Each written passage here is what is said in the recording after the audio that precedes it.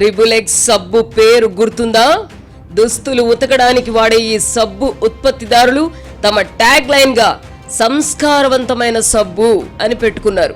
ఉత్పత్తిదారులు ఈ tag line ఎందుకు పెట్టుకున్నారో తెలియదు గాని తెలుగునాట రాజకీయాలకు ఈ XXX సబ్బుతో ఉతికితే సంస్కారం వస్తుందేమో అన్న ఆశ కలుగుతోంది. తెలుగు రాష్ట్రాల్లో ప్రత్యేకించి ఆంధ్రప్రదేశ్ రాజకీయాలలో సంస్కారం పూర్తిగా కొరవడింది. మంచి చెడు అన్న తేడా లేకుండా ప్రతి దాన్ని రాజకీయం చేస్తూ హద్దు పద్దు లేని భాషను వినియోగిస్తున్నారు. రాజకీయ పార్టీల కోసం పనిచేస్తున్న పేటీఎం బ్యాచ్లు చెలరేగిపోతున్నాయి.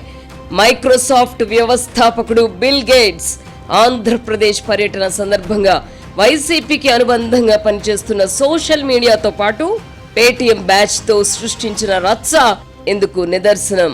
ప్రస్తుతం మన తెలుగువాడైన సత్యానాదెళ్ల సీఈఓగా పనిచేస్తున్న మైక్రోసాఫ్ట్ ను బిల్ గేట్స్ ప్రారంభించారు. 3 దశాబ్దాల క్రితం బిల్ గేట్స్ ను కలుసుకోవడం మన రాజకీయ నాయకులు మహదావకాశంగా భావించేవాళ్లు. 1998లో ఉమ్మడి ఆంధ్రప్రదేశ్ ముఖ్యమంత్రిగా పనిచేసిన చంద్రబాబు నాయుడు అమెరికా పర్యటనలో మైక్రోసాఫ్ట్ అధినేత బిల్ గేట్స్ ను కలవడానికి అష్ట కష్టాలు పడ్డారు. మొత్తానికి ఆ సంస్థను ఎలాగోలా ఒప్పించి మైక్రోసాఫ్ట్ ను హైదరాబాద్ కు తీసుకొచ్చారు. అప్పట్లో ఢిల్లీ వచ్చిన బిల్ గేట్స్ ను కలవడానికి చంద్రబాబు కష్టపడాల్సి వచ్చింది. ఆ తర్వాత క్రమంలో వయోభారం కారణంగా బిల్ గేట్స్ మైక్రోసాఫ్ట్ నిర్వహణ బాధ్యతల నుంచి తప్పుకున్నారు. ఈ సంస్థ నాది, నా వారసులే దాన్ని నడుపుతారు అని మన దేశంలో లాగా ఆయన భావించలేదు. తన శేష జీవితాన్ని సేవా కార్యక్రమాలకు వినియోగించాలని నిర్ణయించుకున్నారు. Bill and Melinda gates foundation ఏర్పాటు చేసి విద్య, వైద్య, వ్యవసాయ రంగాలలో సేవలందించడం ప్రారంభించారు. వారెన్ బఫెట్ తో కలిసి ఫౌండేషన్ కు 9 లక్షల కోట్ల రూపాయలు దానం చేశారు. ఇందులో 6 లక్షల కోట్లు బిల్ గేట్స్ వ్యక్తిగత సంపదే. ఆయన ఇప్పుడు వ్యాపారవేత్త కాదు, కేవలం సంఘ సేవకుడిగానే వ్యవహరిస్తారు.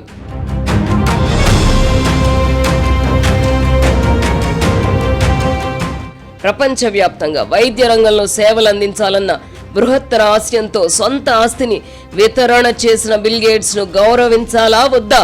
మన దేశంలో కూడా ఇప్పుడిప్పుడే అపర కుబేరులు కొందరు ట్రస్టులు ఏర్పాటు చేసి తమ సంపదలో కొంత భాగాన్ని సేవా కార్యక్రమాలకు వినియోగిస్తున్నారు.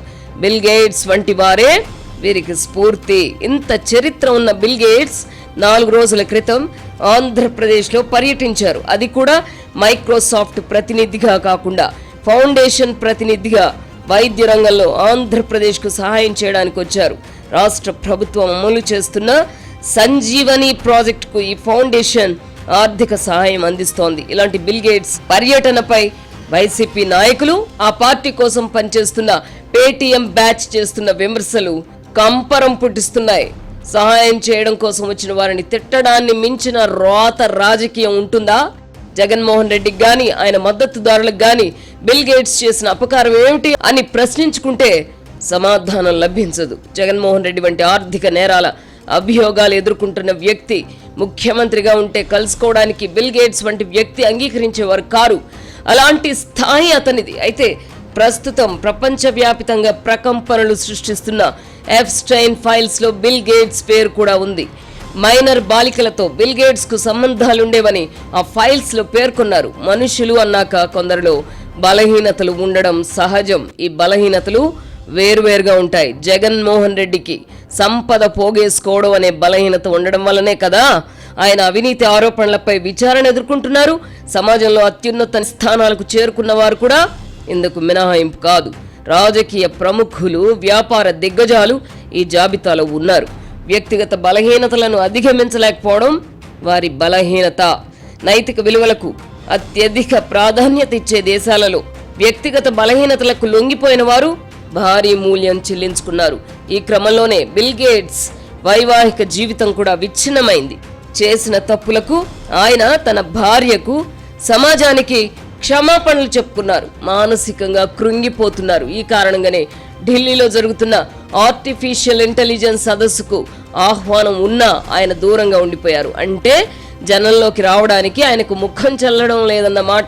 నిజానికి బిల్ గేట్స్ చేసిన పని వల్ల సమాజానికి గాని దేశానికి గాని చేసిన నష్టం ఏమీ జరగలేదు. కేవలం నైతికతకు సంబంధించి తప్పటడుగులు వేశారు. అవినీతి అక్రమాలకు పాల్పడలేదు, ప్రభుత్వ సంపదను దోచుకోలేదు. అంతేకాదు ఆంధ్రప్రదేశ్కు గాని అక్కడి ప్రజలకు గాని బిల్ గేట్స్ చేసిన అన్యాయం కూడా ఏమీ లేదు. అయినా ఆయనను వైసీపీ గ్యాంగ్ తిట్టిపోయడానికి కారణం ఏమిటి? జగన్మోహన్ రెడ్డికి బిల్ గేట్స్ రాజకీయ ప్రత్యర్థి కూడా కాదే. అయినా ఆయన వ్యక్తిగత జీవితంపై వచ్చిన ఆరోపణల కారణంగా వైసీపీ రెచ్చిపోయింది, పచ్చి బూతులు తిట్టారు. దీనికి అంతటికీ కారణం బిల్ గేట్స్ కు విలువలు లేకపోవడం కాదు, ఆయన పర్యటన వల్ల చంద్రబాబుకు ఎక్కడ మంచి పేరు వస్తుందో అన్న కడుపు మంట ప్రధాన కారణం.